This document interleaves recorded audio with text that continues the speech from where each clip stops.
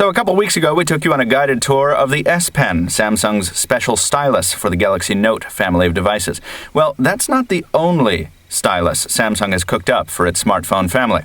I'm Michael Fisher, this is Pocketnow.com, and this is the Samsung C Pen for the Galaxy S3. Let's check it out.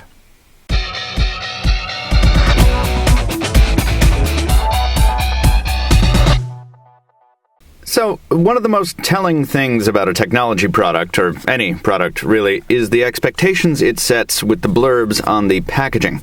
The C Pen, according to the back of the box here, offers the comfort and style of a premium writing instrument. The tip of this stylus is designed to simulate a finger touch, tap, or swipe, giving you full touch navigation functionality and allowing you to leave your touchscreen fingerprint-free. That is right. The last point on the marketing copy is talking about how it helps keep fingerprints off your screen. So you can tell right away that this is a product that's not going to blow your socks off. Let's go ahead and open up the packaging here. Discard the box. Here is the C Pen itself. The second indication that you're not going to be too blown away, put that aside for a second, comes when you pull out this little pamphlet here and realize that it is not an instruction sheet.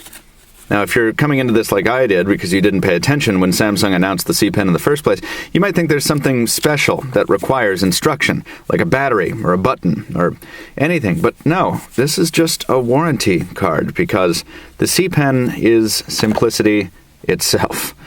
We have a nice, attractive finish here with the Samsung branding on top of this pewter pocket clip here. You can see the entire unit is finished in a very dark shade. It's got good weight and a good material feel in the hand, but checking out the front, you can see this big soft nib on the tip just gives this one away. This is just Samsung's take on the same capacitive styluses we've seen for years. So, how does it work? Well, we've got our Galaxy S3 here to test that out. Now, in normal use, you can see we can swipe, tap, and flick to our heart's content. Responsiveness is just as good as with finger input, and the feeling of the nib on the glass display is actually very, very nice. There's a lot more friction than with the S Pen on the Note. It's a bit like dragging a felt tip marker along a piece of glossy oak tag. It's actually very, very comfortable, and as you can see, it works well. It doesn't necessarily work with every device featuring a capacitive display. This is the Motorola Droid Razr M, and as you can see, there is positively no responsiveness on this device, which I thought was interesting. Whether tap, flick, or swipe, nothing going on there. Let's try it out with the LG Optimus G, just to have a little bit of fun here. Also, no responsiveness whatsoever. This is very clearly it's very easy to see why Samsung branded this as a Galaxy S3 accessory. But it does work with Google's Nexus 7, so that is very interesting, although I should note that it does not work terribly well with this device. As you can see, taps and flicks are often confused for each other. So, very obvious why Samsung labeled this an accessory only for the Galaxy S3. So returning to the device that the S Pen was designed for, we can see we've gotten our responsiveness back, and we feel a whole lot better than we did on some of the other devices here, but it's not all perfect. If we hop into Chrome real quick, we'll show you that the capacitive buttons flanking the home screen here do not always respond to the C Pen. As a matter of fact, if you tap right on them, they don't respond at all. You have to find this strange little edge area that'll activate, there we go, the menu key, and that tends to move around a little bit. The back key is even more finicky if that's possible. We got to find where it likes to be. As you can see, I am actually tapping here. No response from our friend, the back key. Menu keys being a little bit... I have gotten the back key to activate before, but obviously you can see, and we can just press the menu button physically, but very, very annoying. We complained of a similar problem with the S Pen on the Galaxy Note and the Galaxy Note 2. It's not a problem, it's a design deficiency, we suppose, but it's really annoying because you have to go from a pen input here to a finger input here, and then a third input methodology with this physical home button here to mash that down. It's just a very disjointed and awkward experience. Now let's check out how the C Pen fares in note-taking. The Galaxy S3, of course, shipping with S Memo, the same thing essentially as S Note on the Galaxy Note 2 and the Galaxy Note.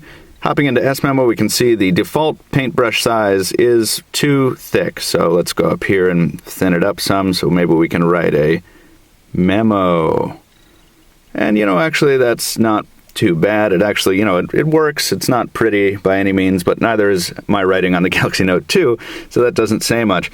However, the thing to note here, we'll just clear all, is that there's no pressure-sensitive digitizer on the SGS3, or in many phones at all outside the Note and Note 2. So there's no difference in the digital ink. Right now I'm just, as softly as I can, just barely grazing the display. There's what that line looks like, and then I'm just going to mash it down and draw straight across. That's as hard as I can go. As you can see, there is no difference at all in the thickness of those lines because the screen has no way of knowing that you've pressed with a different pressure level for each of those lines. There's no digitizer here, so that is not a surprise to anyone. Everyone knew that going in, but it's just something that renders the note-taking features of this device a little, well, no, not a little, significantly less impressive than those on the Note family. And there's also nothing fancy like floating cursors or hovering or track scrubbing. It's just a really, really, really tiny fingertip, folks. That's all we're talking about here. Finally, there's just no place to put the thing. Obviously, the Galaxy S3 doesn't offer any kind of a silo, and the C Pen is just massive. So it's obvious that Samsung wants you to carry this in your pocket like a traditional ballpoint pen or something like that. Which would be fine if it offered any real utility to everyday people. I mean, sure, in certain niche applications, like for workers who need to wear gloves all day long, or for those in cold climes in the same situation, or for those who really, really don't want to fingerprint up their displays, it's useful, sure. But for $30, or slightly less if you shop somewhere other than Samsung.com, you're better off spending your hard-earned money elsewhere. Bottom line, if you're looking for a device with a stylus, you're better off snapping up one that was designed from the ground up with a stylus in mind. In this case, getting your S Pen confused with your C Pen is a recipe for disappointment.